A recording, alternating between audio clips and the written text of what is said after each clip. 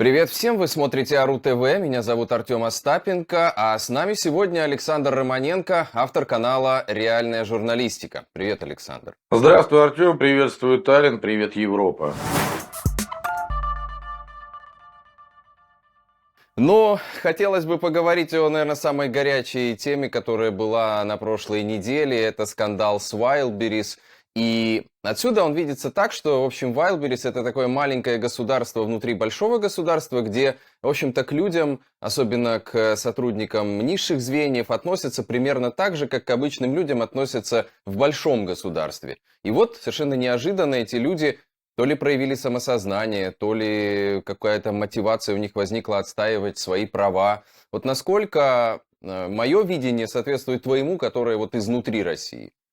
Не, ну я боюсь, что то, что я вам скажу, вам может не понравиться, потому что у меня диаметрально противоположная точка зрения. Все, что происходит в отношении Wildberries, ну это мое личное мнение, это не более чем такой банальный, простой рейдерский захват. То есть ребятишки нацелились на серьезное предприятие, в котором вращаются миллиарды и миллиарды, и далеко не рублей. Могу объяснить, почему, если интересно, да, почему я так считаю. Дело в том, что я очень много работал по рейдерству. Вот так получилось. Я вообще родом из Свердловской области, вообще родом с Урала, где сосредоточено 80% металлургии всей Российской Федерации. Да что там говорить всей Российской Федерации? Наверное, всего Советского Союза, потому что во время Великой Отечественной войны огромное количество крупных предприятий сюда эвакуировали, и так они вот в общем здесь и остались. И когда я только пришел в журналистику, я наблюдал все эти рейдерские... Это, наверное, 90-е были еще, да, получается? Это конец...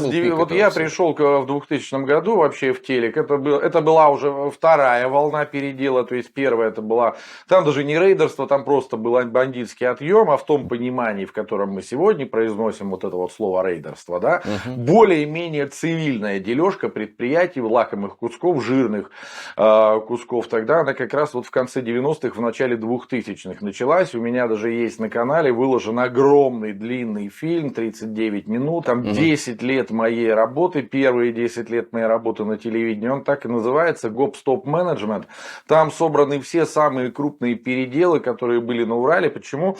Я вот просто наблюдаю за этой историей с Wildberries. Я ее у себя особо не освещаю, потому что мне кажется, вот у меня такое стойкое ощущение, что это просто передел такого очень успешного предприятия. Wildberries действительно это такой жирный кусок, это очень качественный маркетплейс во всех смыслах, крупнейший в России.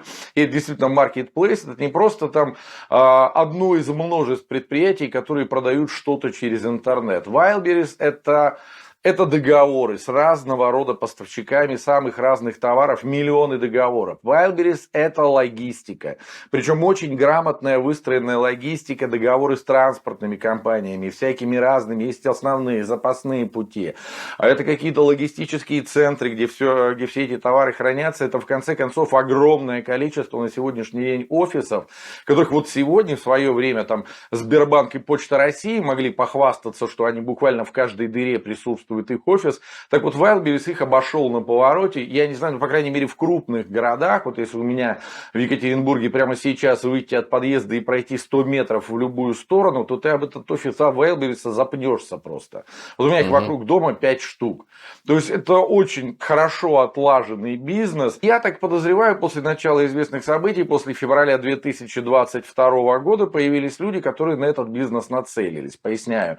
То есть, до определенного момента папики толстосумы, которые зарабатывали большие деньги в России, они их зарабатывали не в России.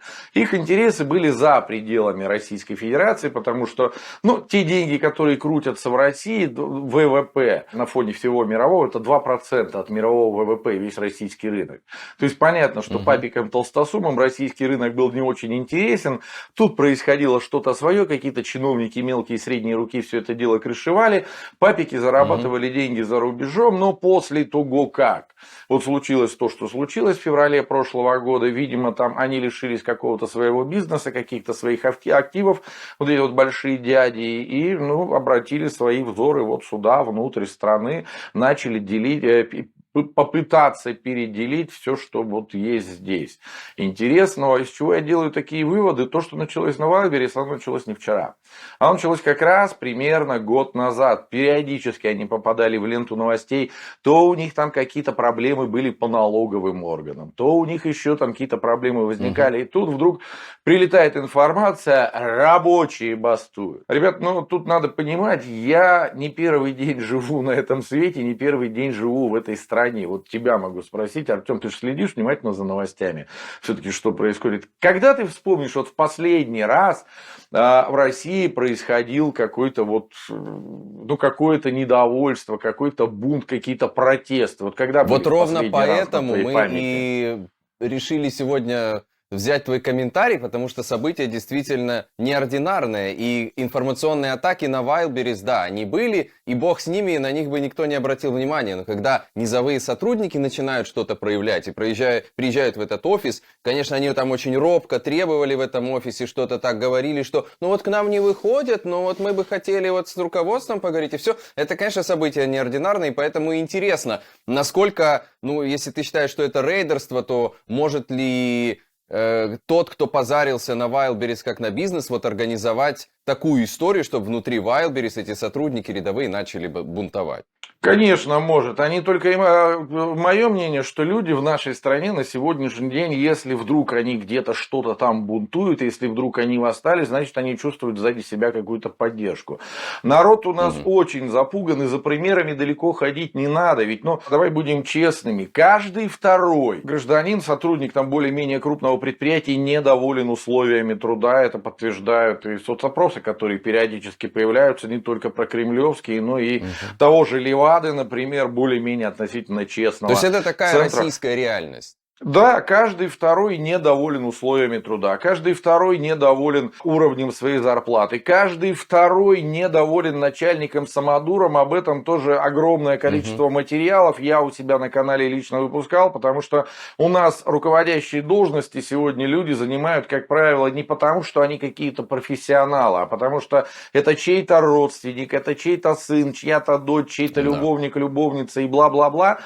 Начальники самодуры очень много таких, я думаю, достаточно вспомнить Симоленд, да, наш замечательный, который, кстати, находится в городе Екатеринбурге, это огромный торговый центр на выезде из города, и ты посмотри, как господин Симоновский издевается над этими вот своими сотрудниками, это нанятые молодые ребята, в основном приезжие из других регионов или из области, то есть это не жители Екатеринбурга, это люди, которые, ну, по большому счету, на птичьих правах, по большому счету, это рабы, но они ведь не бастуют, они ведь не восстают, а ты посмотри, что он с ними творит, он их выставляет на посмешище под страхом увольнения. И не только он, давайте вспоминаем вот недавно, когда пандемия модной болезни бушевала, и в России на предприятиях заставляли в принудительном, добровольно принудительном порядке получать паспорта о вакцинации, получать QR-коды, и люди шли, и люди опять же не бастовали, не митинговали, они шли, занимали очередь. Все-таки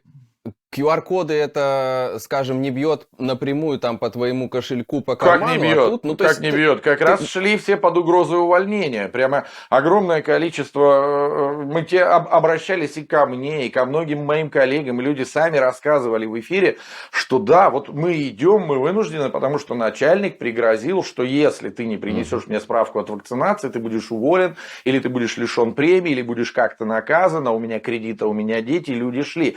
Да и сегодня эта ситуация происходит, ведь тут тоже, наверное, общеизвестная история, да, 2023 год, в бюджете дыра в российском 3 триллиона рублей, чтобы европейские зрители понимали, много это или мало, это 10% от годового бюджета России. Вот сейчас, по итогам первых 2 месяцев, почти 10% дыра в бюджете.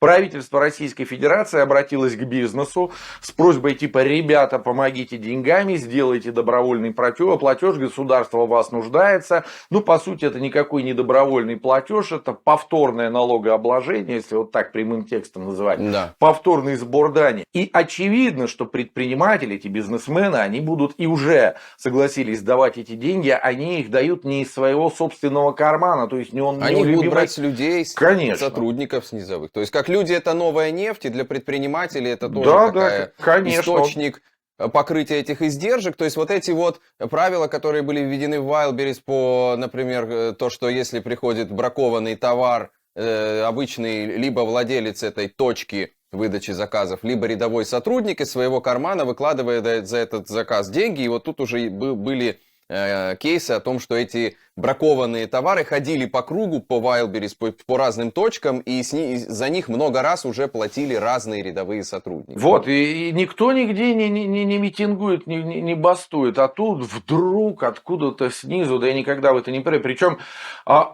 вот буквально, чтобы за примерами, опять же, далеко не ходить, в воскресенье, в минувшее, по-моему, или в субботу, в Питере вышел парень на улицу с плакатом, на котором был нарисован кот Леопольд, и написано: ребята, давайте жить дружно, просто кот Леопольд. И вот тут же скрутили, увезли. Это видео есть у меня на странице ВКонтакте, можете зайти, скачать, посмотреть, кому интересно.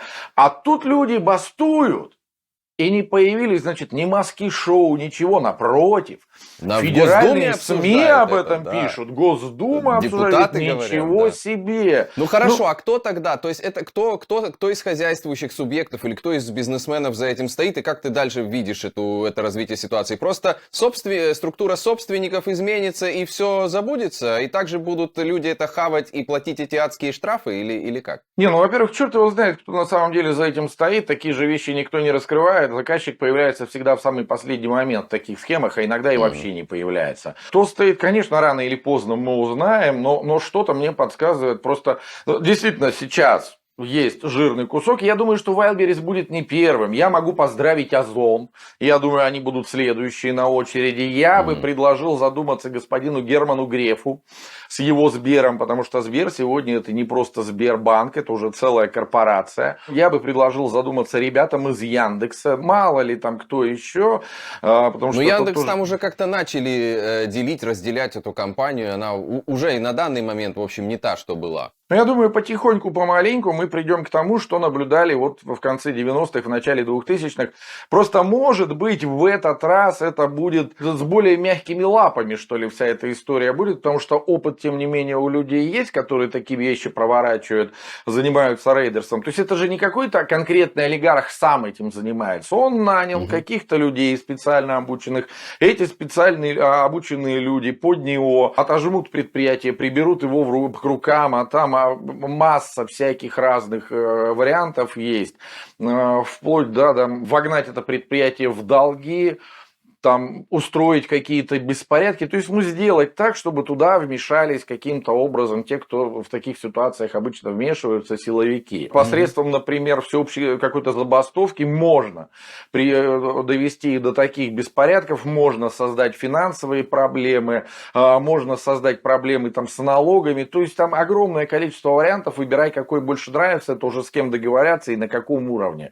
Все это решается, ну а дальше появляется там на белом коне какой-нибудь совершенно замечательный чиновник или генерал, говорит, предприятие надо оздоравливать, вводится какое-нибудь внешнее управление, и оно уже затем оздоравливается под руководством каких-то других людей. Как правило, опять же, практика показывает, что все эти конкурсные управляющие, которые назначались конкурсными управляющими, они в конце концов и уже преследующих собственников остаются либо в числе акционеров, либо, может быть, даже в числе топ-менеджеров и остаются там выгодоприобретателями и продолжают зарабатывать на этом предприятии деньги. Одно могу сказать, что те люди, которых сейчас впутали в эту историю, сотрудники этого самого Wildberries, они не выигрывают. Ни один трудовой коллектив от таких вот налетов, от таких вот захватов еще ни разу не выиграл. Более того, скорее всего, там начнутся какие-то массовые сокращения.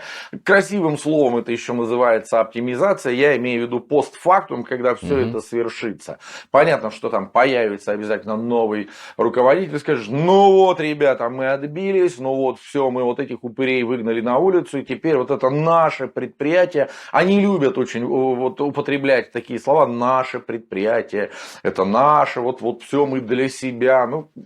Мгм. Потом просто возникнет вопрос, что, ой, ребята, у нас тут куча долгов, пока мы с вами революцию делали, нахлопали кучу долгов, ну что будем оптимизировать. И вот так Зарплата вот. будет меньше, затянем пояса и так далее. Но этих принесут в жертву, вот просто этих, которые бастовали, которые буйные, и сделают все. Конечно, в первую очередь, это опять же плавали, знаем, предателей ведь никто не любит.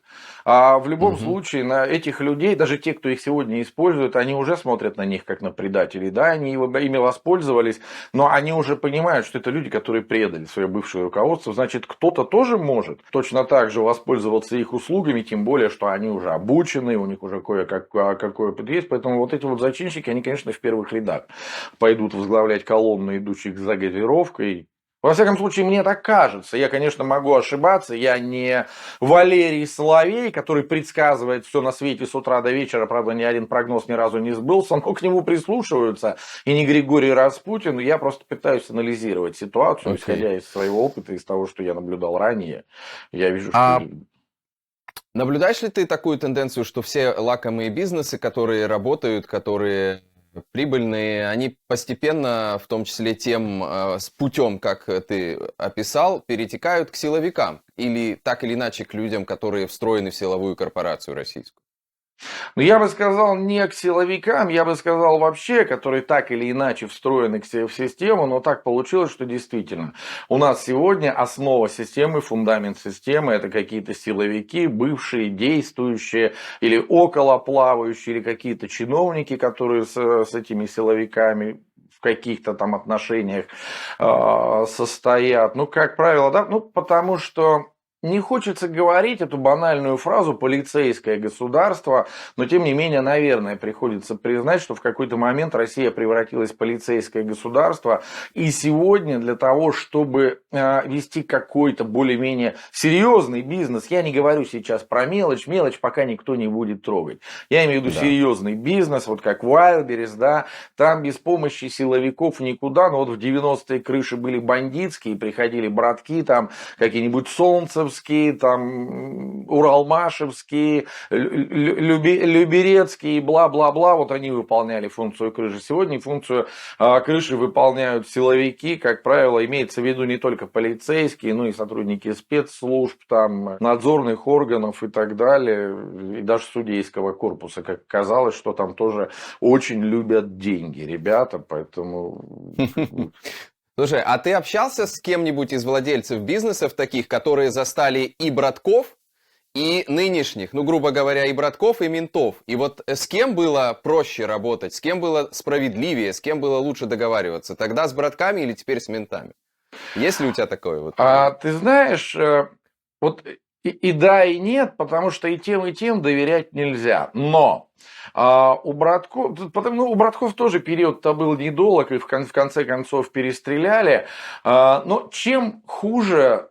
Я не хочу просто называть фамилии, действительно, есть такие бизнесмены, Да-да. которые в 90-е работали и сейчас продолжают работать. Есть даже бизнесмены, которые в свое время работали, причем на серьезных предприятиях. Ну, вот одно из таких предприятий, наверное, Салдинский металлургический завод. Это завод, который делал рельсовые скрепления для МПС, для Министерства путей сообщения. Он один на всю страну. То есть, ты понимаешь, да, уровень бизнеса. И вот этого человека отжали завод, он уехал, 15 лет жил в Лондоне, сейчас вернулся, пытается, ну, обманули, как обычно, тогда, помнишь, Путин начал вызывать всех уехавших бизнесменов, давайте возвращайтесь, вам какие-то преференции, ну, обманули. Ну, вот, пытается строить тоже бизнес, но уже так резво не получается, как раньше, и не только в возрасте дела, как раз. Ну, а проблема тех же силовиков, она ведь в чем заключается? Они временщики. Все вот эти вот ребята, это временщики. То есть, пока он при должности, он что-то может из себя представлять. Но нет гарантии, что его завтра с этой должности не снимут. А там все время они как пауки в банке между собой дерутся, свои же могут подставить. Поэтому человек, бизнесмену, наверное, вот в этом плане с силовиками сотрудничать и не очень интересно. Потому что я знаю тоже такие случаи, огромное количество, когда вроде договорился, вроде уже заплатил кому надо. Ну, что греха таить, у нас бизнесмены дают взятки.